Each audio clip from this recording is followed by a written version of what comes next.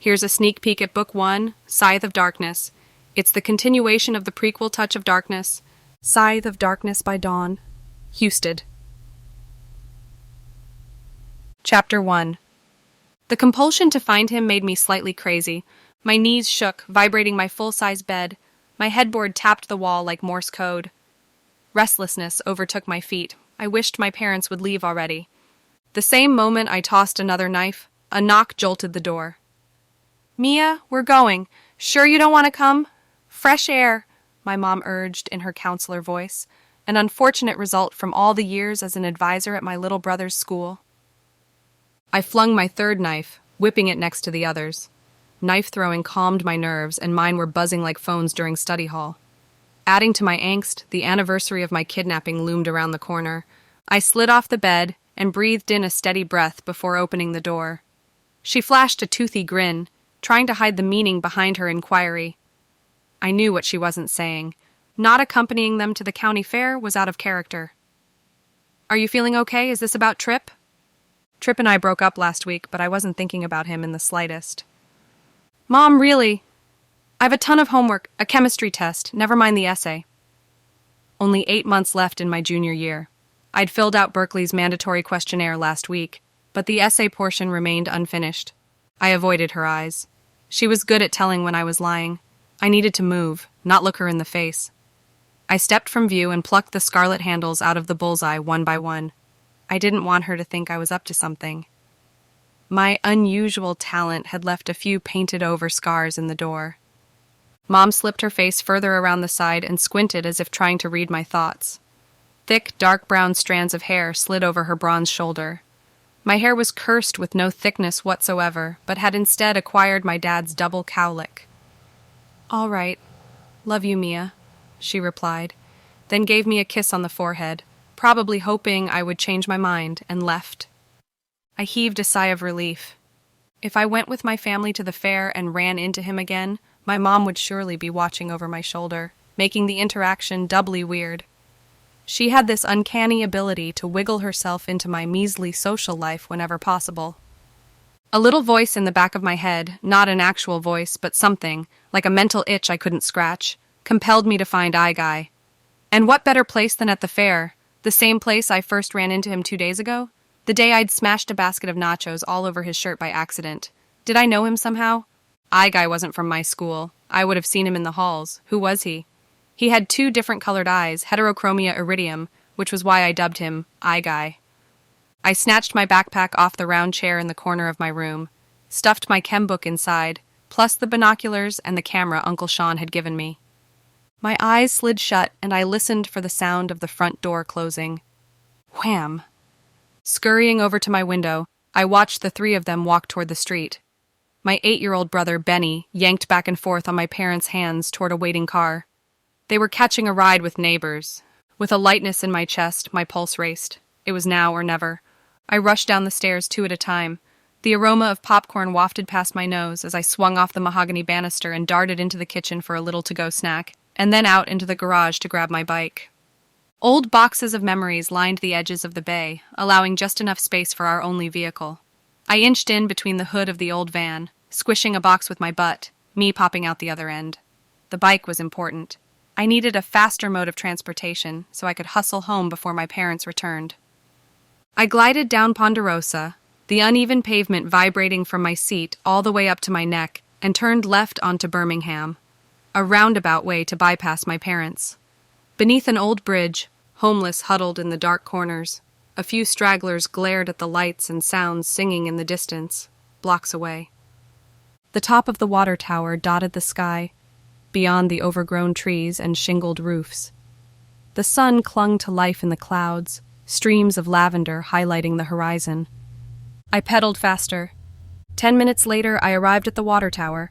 A white sign with red letters warned "Keep out" along the fence. I looped my fingers through the chain links and whipped my head side to side. People weren't allowed on government property, but being that I was only 17, obtaining a mark on my record for breaking and entering wasn't as big of a deal. The weight of my bike became heavier the higher I lifted. The aluminum frame fumbled from my grasp, slamming the wheels to the ground on the other side. Now it was my turn.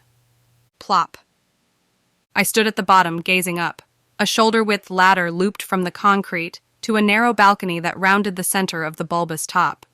The water tower looked like an upside-down ear syringe. The red bold letters painted around the tank had begun to fade, but I could still make out the city name, Gage, Texas. I halted mid-step. The feeling of 100 butterflies fluttering down my chest gathered in the pit of my stomach. I lurched forward, gripping the metal ladder for support. The butterflies metamorphosed into thundering dragonflies, their wings beating against my insides. I squeezed the ladder, my nails digging into my palms. Why had the sudden pain erupted? I wanted it to stop. The little voice in the back of my head told me to climb. Logically, it didn't make sense, but somehow, I knew Guy couldn't be too far away. The right side of my brain advised me of the odds of spotting some random stranger in the chaotic mass of the fair. But I had to try. I climbed through the pain, finding it hard to breathe.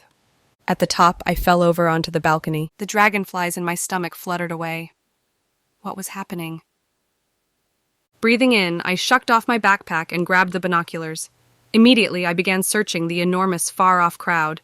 Drums thundered from the streets filled with thousands, and voices clamored into the distance. Triangular Tangelo flags waved. Flashes of blue lights glimmered sporadically above the sea of heads. A band's music boomed from the stage, and the whine of guitars faded in the background. I reached for the popcorn, remaining fixated on the hordes of people. I stuffed a handful in my mouth without looking away. A magnetic-like pull, stronger than before, honed my focus to the outer edge of the fair. 10 heartbeats later, I spotted him. For the first time, luck was on my side. Near the outside, behind the pig race tent and in front of the Mirror of Mazes, Guy walked slowly through a group of girls sporting short shorts and spaghetti strap shirts. I watched him in reverence as he squeezed through. He wore a long-sleeved plaid shirt and black gloves, just like 2 days ago. Why would he dress so warmly? It was September. But, I had to admit, he pulled it off. My eyes locked on his back as he meandered through the mass. I tossed another handful of popcorn into my mouth, then dropped the binoculars and snapped a few photos. My hands shook, making it hard for the camera to focus. Calm down, Mia. I grabbed the binoculars again and zeroed in. The range of vision was as if I was standing right next to him. He halted mid-step to chat with a tall blonde in a red leathery outfit, a girl as unique and pretty as him, but with a body much curvier than mine. Her heels matched her flashy wardrobe, and the dark eyeliner that mapped the outside of her eyes resembled that of a rabid raccoon. My toes wiggled against my rubbery flip-flops. It was apparent Guy and she knew one another by the way they stood inches apart, he with his arms crossed. I narrowed my eyes. The girl's hand remained poised on her hip as she scanned the crowd. Her serious expression left an unpleasant taste in my mouth. Then his eyes narrowed in midst of their conversation. He unfolded his arms as a group of scrawny kids my brother's age bounced into a trash can, toppling it over, spilling rotten contents out next to his boots. His attention turned back to the girl. Her lips moved too fast for me to make a measly attempt at trying to read them, especially since I lacked skills in that department. But the manner in which his lips pressed together as his square chin jutted downward, one word stood out. Mia. Unless he said me and not Mia. The binoculars thudded against my chest and I froze. Had I seen that correctly? Did he really say my name? Of course not. Many words could appear to look like my name. Many, Millie, Mile, Melon if the lun was left off. Maybe they were simply discussing dinner plans or whatever other 100 things that I hadn't thought about. I bet he didn't have a clue who I was. How would he? I raised the binoculars back up slowly. The second I found him again, his face snapped upward, up into the shadows where I was hiding. I jerked back, my hands lost grip and the binoculars slipped from my grasp, whacking the railing. Was I seeing things? I grabbed the binoculars and looked again, but he was gone. The girl, too. I swam over every head, every face, but he was gone. And just like that, the magnetic pull faded. That's the end of Chapter 1. To read the rest of Scythe of Darkness, you can find it at most online bookstores.